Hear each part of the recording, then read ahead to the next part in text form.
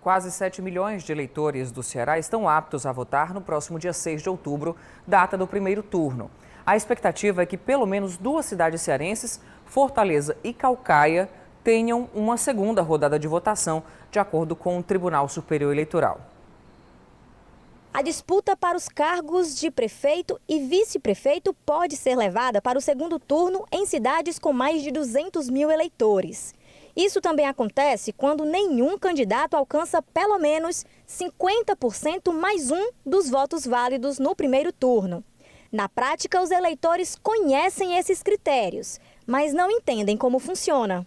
Se eu não me engane, é quando rola um empate ou quando não tem uma diferença de 10 ou 20%?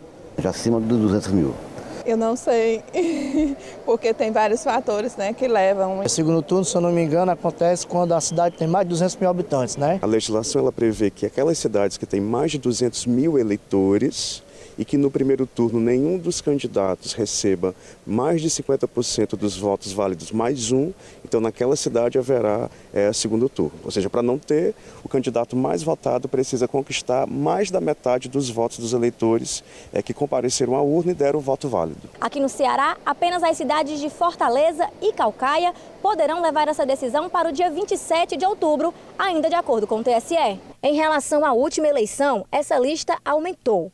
E entre as justificativas está o crescimento do número de eleitores. São quase 120 mil cearenses a mais que devem ir às urnas neste ano, em comparação com o pleito de 2022. A gente tem, nos últimos anos, um maior interesse pela política. Isso faz com que haja um maior número de cadastro de eleitores e também que haja um maior número de comparecimento às urnas. Nas eleições de 2020, 3 dos 5 municípios mais populosos do Brasil, São Paulo, Fortaleza e Rio de Janeiro, tiveram segundo turno. A função mais importante que o segundo turno exerce é que há muitas campanhas eleitorais em que no segundo turno os problemas da cidade, como vão ser agora nessa campanha, eles não são debatidos de modo muito qualificado pelos candidatos. Às vezes as campanhas se dão apenas em torno de troca de acusações, circulação de notícias falsas, de boatos. O segundo turno, então, ele opõe 2 projetos que precisam se mostrar mais claros e objetivos ao eleitor.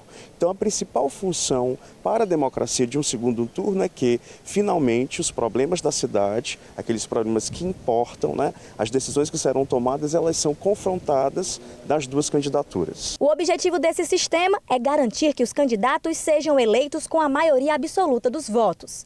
As eleições do Legislativo não seguem esse critério. Os senadores são eleitos com a maioria simples dos votos e os deputados federais e estaduais são eleitos com base no critério de coeficiente eleitoral.